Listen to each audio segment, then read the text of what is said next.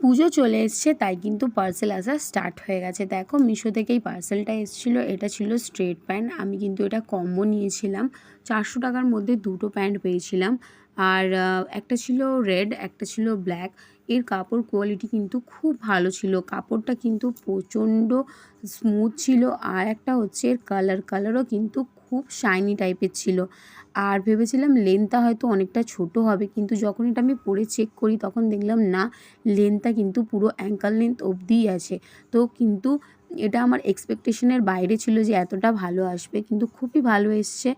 আর এর যদি তুমি কমফর্টেবলটা বলো, তাহলে কিন্তু প্রচণ্ড স্ট্রেচেবল ছিল, প্রচুর কমফর্টেবল ছিল। এটা কিন্তু সবাই ওয়্যার করতে পারে, খুব ভালো কমফর্টেবল একটা প্যান্ট। সবাই কিন্তু জিন্স পরতে পছন্দ করে না। তো দেখো, এখানে তোমাদেরকে পরে আমি দেখাচ্ছিলাম। চলো দেখা হচ্ছে নেক্সট কোনো ভিডিওতে। Tata, by.